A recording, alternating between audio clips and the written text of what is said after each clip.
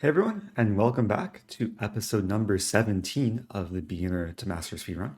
Coming into today, rated 1057, and I think the goal will be to get to 1100, so we'll see how many games that will take, but let's just hop into it. And playing Jeffrey Norbert. Okay, I'll play Pawn e4. And we have a French defense. I think this might be the first French of the speedrun. And against this opening, usually recommend just taking the center. And there's a few different moves here. E5 is advanced variation, pawn takes pawn is exchange variation. There is knight c3 and knight d2 to defend the pawn. There's a lot of different other things that I can play against the French. I'm going to play the move knight d2. And in the previous episode, I was playing some openings I played when I was much younger. And this is another opening that I learned around the age of like 9 or 10 years old. My first chess coach taught me. So I figured I'll stick with this. This is called the Tarrasch variation. And there are a lot of different moves black can play from here. Knight e7, definitely not the most common move because it blocks in the bishop. More common is takes or knight to f6. But from here, I do have a choice. I could advance, but I think I'm better off just developing. I'll play knight to f3, and if black wants to take, I can still recapture with a knight. So yeah, this move I don't think harmonizes well with black's position, because it's a question how the bishop will develop, and then eventually how black will castle. Very often in the French, black likes to play the move c5, but now that the knight is blocking the bishop, c5 might just be a free pawn, temporary free pawn. So opponent taking some time here. Plays pawn a6. Kind of a slow move.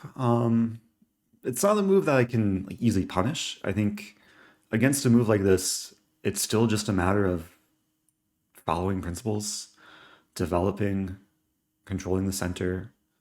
Bishop d3, reinforces e4, prepares to castle. Now, of course, the downside of having my knight on d2, it does block this bishop.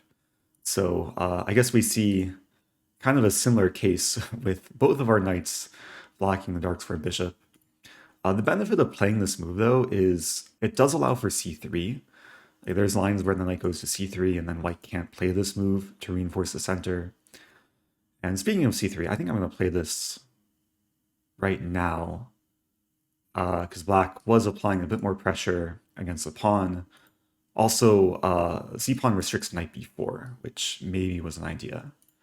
So, very solid position for white so far. And yeah, we'll see how black attempts to develop the bishops. We see knight g6. I think this is a very logical move. Now, black does have some idea of knight f4, attacking the undefended bishop on d3, as well as a pawn on g2.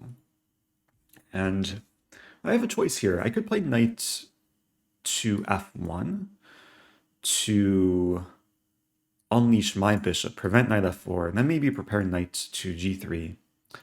I can also castle 2 to guard g2, and then if knight f4, I draw back the bishop. A couple options here. I kind of like the idea of knight f1.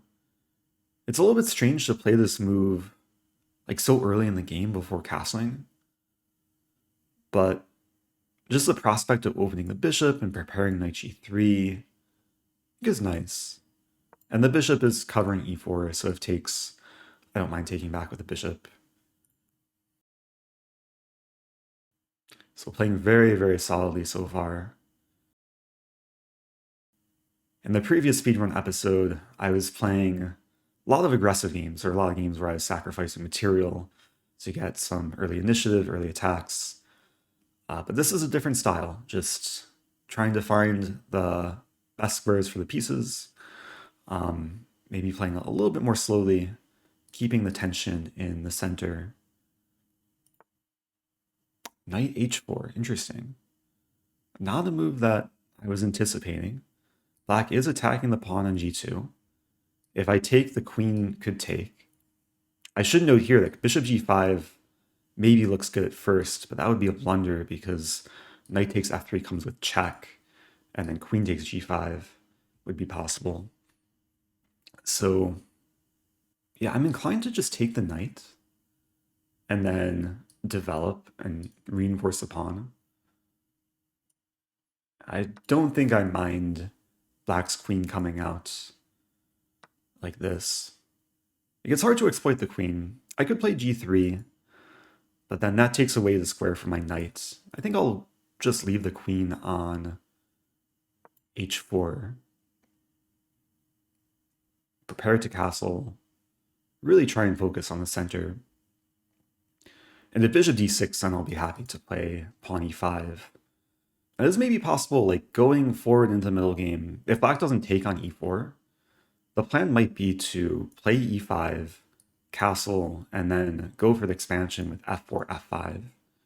Really try and gain space in the center and on the king side. Queen d8, wow, okay. So black spending a couple tempi with the queen. 9 moves into the game. I have 2 minor pieces developed. Black has 1 minor piece. We did trade a pair of knights. So yeah, I'm just going to castle. I'm leaving the pawn tension still. And these pawns have been staring at each other for the last so many moves, like most of the game. But again, I don't mind if takes. It helps me activate, in this case, probably the bishop. I still want to keep the option open, like if bishop d6, I would play e5. I think now it's time to just play e5. Closing down the center. I am winning connect 4. But this is very typical in the French to get this sort of structure, and usually black likes to play a move like c5 to at least exert some pressure against my, my pawn chain. But can't easily be done in this position. And black is castling into a potential attack. Like I already have the bishop and knight aimed at the king side. A move like queen h5 comes to mind, simply threatening checkmate. Yeah, I'm gonna play queen h5, threatening to checkmate the black king. And there's a common principle in chess. I forget where I saw this, maybe in some kind of chess book. But when you have a pawn on e5 and you're white, and your opponent has castle kingside, the general principle is you should try and attack on the king side because you have more space, the pieces have more room to maneuver and control squares. The other principle is you should attack on the side that your pawn chain is pointing towards. And yeah, in this case, pawn chain is pointing towards the king side. So with queen h6, I'm dreaming of someday checkmating on g7. And my dream might come true. In this position, I think there's a very, very powerful move, which I feel like this position is kind of like a puzzle. If anyone's watching that wants to pause the video and find the move for white, feel free to do so. But the move I'm going to play is knight h5. And this exploits the fact that the pawn on g6 is pinned to h7. So if black takes, I can checkmate. And meanwhile, I'm threatening the mate on g7. There's really not much black can do to survive. Pretty sure it was forced mate there. The engine actually saying mate in 3. So kind of an abrupt finish. Like very solid opening. I really wasn't trying to like win quickly this game. I was trying to just follow principles, achieve some nice piece harmony. Yeah, this move knight f1, this is reminiscent of what you sometimes see in the Spanish or Italian, what we call the Spanish knight walk. The knight goes from d2 to f1 and then eventually redevelops to the king side. And I think the main mistake from black in this game was playing a little bit slowly, like moving the knight a bunch of times to trade it off. and then, yeah, just putting the queen back, and then castling into danger. Like usually in the opening you should castle, but in this case, maybe it was better for black to hold off on committing the king to the king side. And just going back further, I mean, maybe black's problem stemmed with this move knight e7. Like the main moves are pawn takes pawn, knight f6, or even c5 to pressure the center right away. So, nice first game. Let's keep it going. New 10-minute game. Playing JP La Rochelle. And we have pawn b3. This is a Nimzo-Larsen attack. The move I like to play here is pawn e5. Just put the pawn in the center, follow opening principles, develop and defend the pawn. D3, not the most common move. Usually, most players play e3 to develop the bishop. But d3, I think I'll just play pawn d5, control the center. And white is playing the beginning of what we can call a Hippo setup. The Hippo is a pretty generic setup where white puts the pieces like this and tries to be very solid. So I'm also going to try and be solid, but I'm going to try and be a bit more active and control more space. We'll start with bishop to d6, simply reinforcing the pawn. And there's a plan that I usually like to go for against the Hippo. Sometimes it's hard to achieve. I was going to say that if white were to play g3, then I would go for the early rook pawn thrust of h5, h4. But with pawn h3, I'm not sure if h5 really accomplishes much. I could go for this move actually, pawn a5. The idea is to play pawn a4 and eventually try and harass the bishop on the queen side.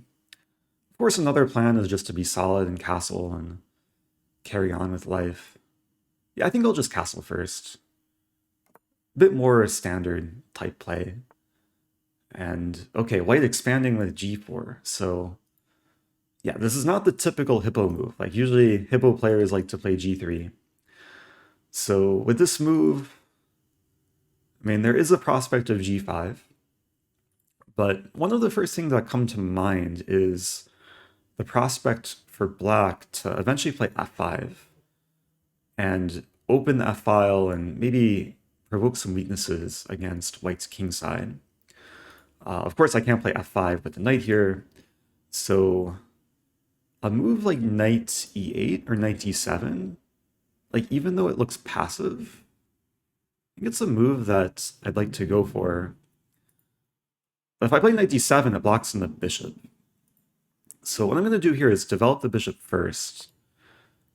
And I mean, I have pretty quintessential development with knights and bishops supporting my center pawns.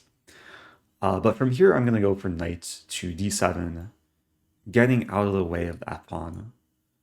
And I really just want to open a file, open the f-file for the rook. Of course, early on in the game, you always have to be careful moving the f-pawn, whether or not you're castled, because sometimes it does weaken the king. But in this case, I'm not really creating any weaknesses. The king is very hard for white to attack, even though maybe someday white can try and coordinate the bishop and the rook using the g-file. I think there's way more upside with black attacking on the f-file.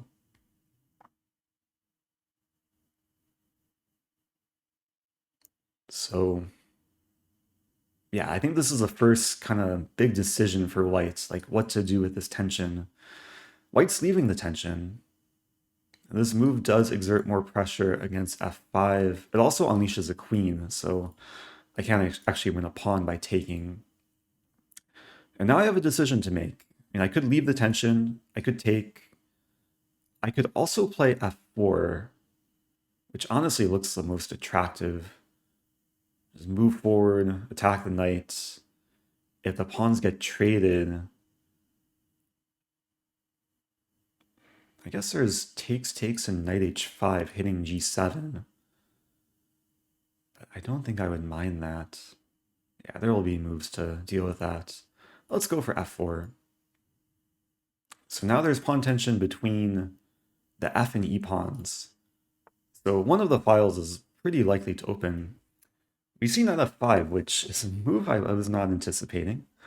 Kind of a clever move, though, because at first it looks like I can win a pawn on f5, but if I take with the bishop, then my d pawn can be taken with check. So I have to be a little bit careful here. I mean, what I might do is leave the knight here for the time being and take on e3. Yeah, everything's defended in my territory. Let's take on e3. So I like the idea of provoking white to take back with f-pawn, and then eventually using this diagonal. White could take with a knight. But I think there's a lot of lines where the queen will come to h4 and cause a lot of havoc in white's position. Now, of course, queen h4 immediately won't work. Knight's controlling h4.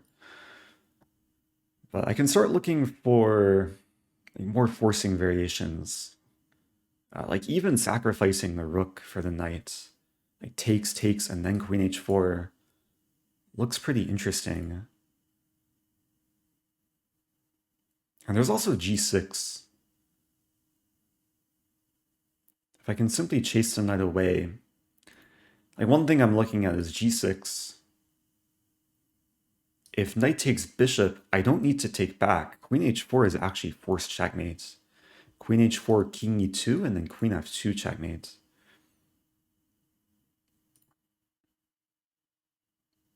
I mean, the other consideration is taking here, but it does allow bishop takes d5 and then takes back. I mean, that's probably good for black. I think g6 is just simpler, though. So I really don't see how white is going to save the knight and deal with these ideas.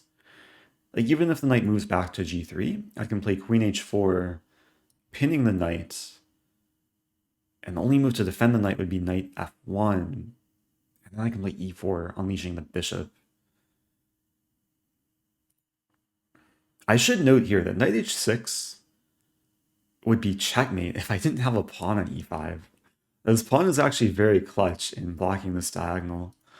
Thankfully, with knight h6, I can play king g7, and then the knight is basically trapped on the side of the board. Okay, we do see knight takes d6, so yeah, as I mentioned previously, there's no need to take back the knight. This is checkmate. Next move. White has to play the delayed bomb cloud.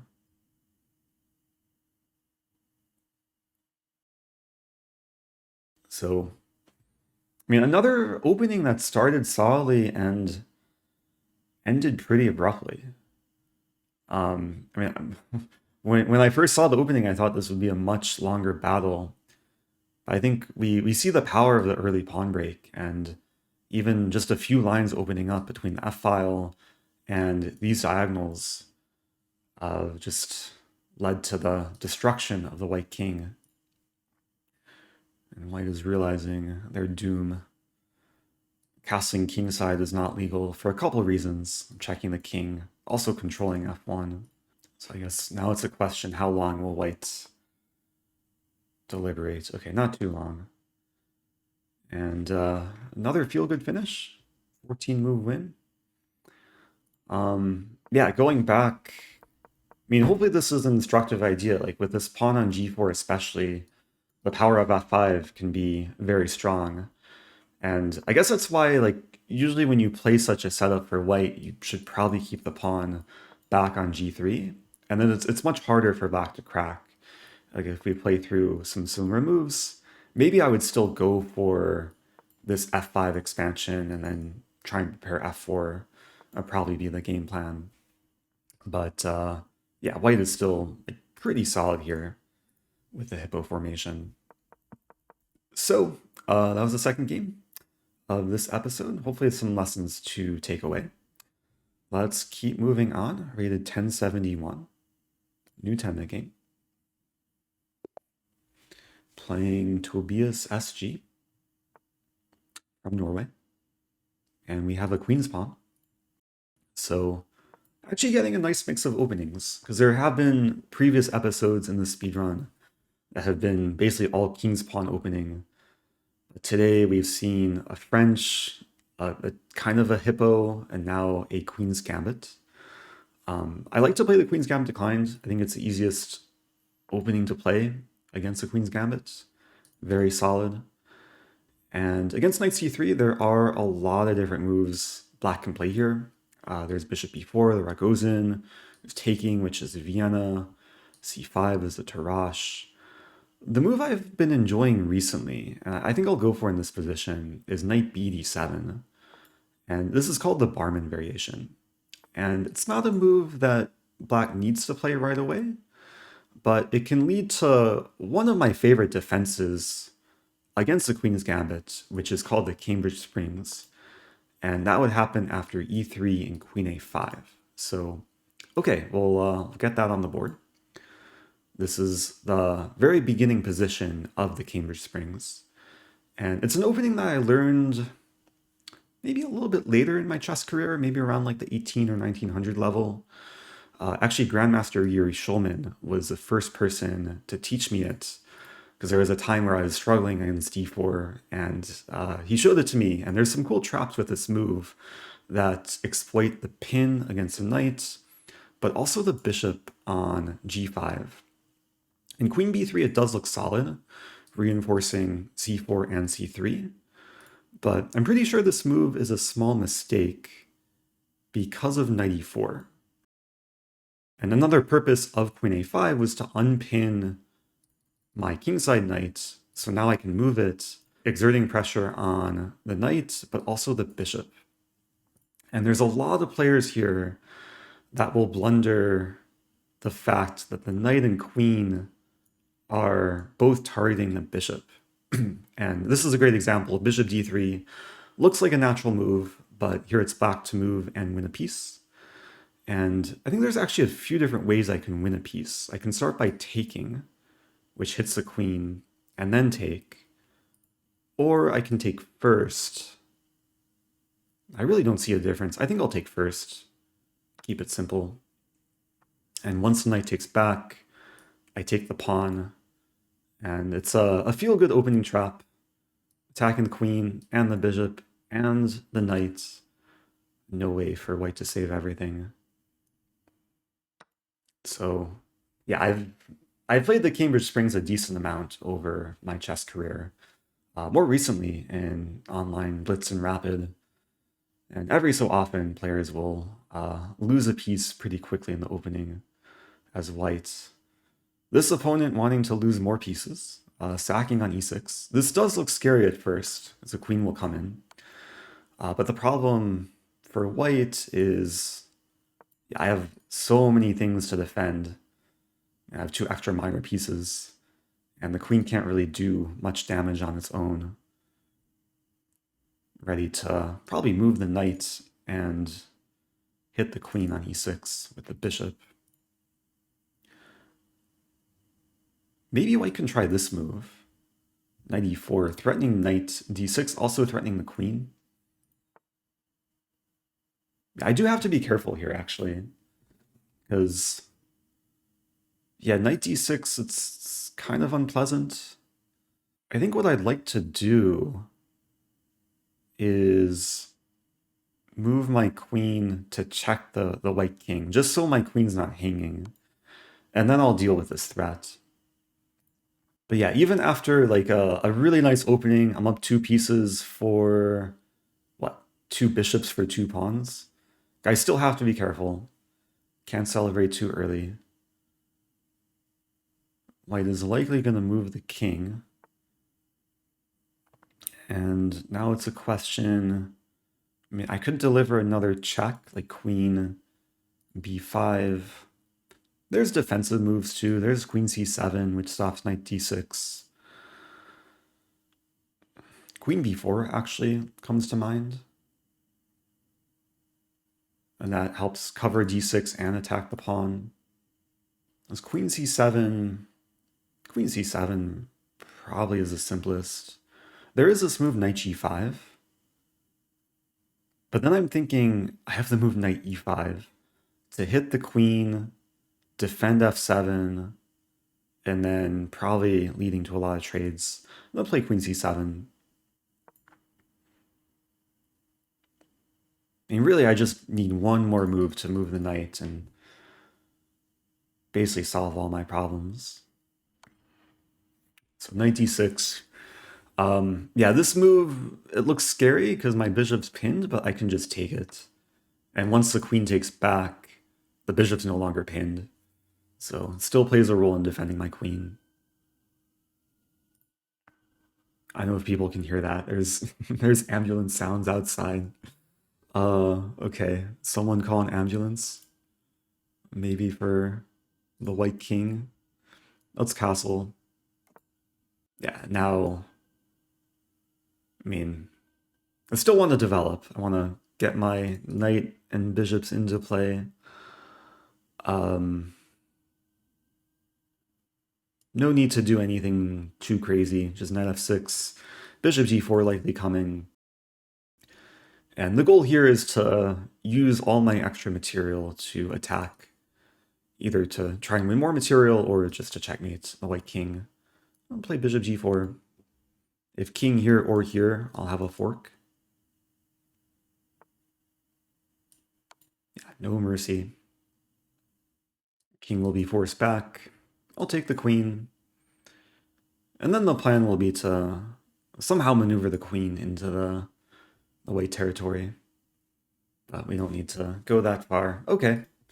So nice example of kind of the venom of the Cambridge Springs. I mean, white played what is probably the most common setup in the Queen's Gambit. At least this is the most common configuration of white's pieces. But against queen a5, white does need to be very careful. White fell for one of the main tactical ideas that black has in this opening. I should note that bishop d3 is another way for white to go wrong. Like, even though it looks like a very solid move, there's takes, and knight e4. And it's another case where black is winning material. So usually what white should do in this opening, there are a few different moves. The safest is bishop takes f6. Just remove the bishop, ensuring it's not a target. There's also knight d2 to obstruct the pin, also control e4. Also c takes d5 is a popular move among grandmasters. So again, hopefully some lessons to take away. Rated 1079. And my voice is, I think, is running out of steam, so I don't know if I'll break 1100 this episode, but I'll do at least one more.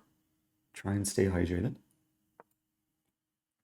Sticking with e4, and we have a Sicilian. So no repeat openings this episode. And d6 is the most common move. And against this, of course, d4 is open Sicilian, most common move. I'm going to play pawn c3, the so-called delayed Alapin. And my opponent very quickly playing pawn d5, which I don't think I've seen this specific move before. I mean, very often if white plays c3 on move 2, then d5 is a move. But it's as if I got a free tempo here because the knight is developed. And against this move, I'll just take. And yeah, get ready to play d4. I mean, this is probably still playable for black, but it is nice having an extra tempo in the opening with the white pieces. Can develop a little bit more rapidly. And in this position, there are a few different ways to develop. I could start with bishop e3 to maybe exert some pressure against c5. And I actually like that move, bishop e3. So I'm not sure if I want to put the bishop on e2 or d3 or b5 just yet. Okay, we see knight c6. And now there's a move that comes to mind. Actually, there's a few moves that come to mind. One move is to take the pawn, because after, let's say the queen trade takes, I would lose castling rights, but I'm up a pawn there, b4 would be coming, the pawn supported by the bishop. So that would be one option. I'm not sure about it though, because if takes, black could maybe play knight g4 and disturb my bishop, and maybe I'd concede the bishop pair. So yeah, there's probably compensation for black in that line. Another move that comes to mind, I think is a lot more aggressive, is this move pawn c4, which takes advantage of the fact that the queen's attacked. It doesn't have this check on e4, and yeah, basically wherever the queen moves, I would have d5 next to attack the knight. So I think I'll go for this. And this is a nice example of basically seizing the initiative. Initiative is a very common, very important concept in chess. It usually refers to situations where you're making continual threats. So c4 attack the queen, d5 now attacks the knight, and with every move I'm gaining space, improving the position, and pushing black to lesser attractive squares. We see knight b4, so I can keep the initiative with a3. I can also take the pawn on c5, which is not defended. If I want to play this move, I guess I have to calculate queen a5. Attacking the bishop, setting up some discoveries. I mean, there's a line like takes and then queen d2. So it's really a question. Do I want to win a pawn and trade some pieces, or do I want to play a3 and try and keep the attack going? And after a3, knight a6, it looks good for white, but honestly, I think I'd rather just win the pawn. Like win the pawn and trade, keeping my pawns intact. I was going to say that maybe black can consider this move to get the bishop in, but then I would have queen a4 check. So knight a6. So I'm actually getting the best of both worlds. Knight has retreated. I won the pawn, and hopefully I can keep the attack. I'll move back to d4, centralizing the bishop. Now it's a very, very pleasant position. Queen a4 check comes to mind. Queen a4, there's bishop d7. Let's just develop. No need to overthink. Probably get ready for bishop e2.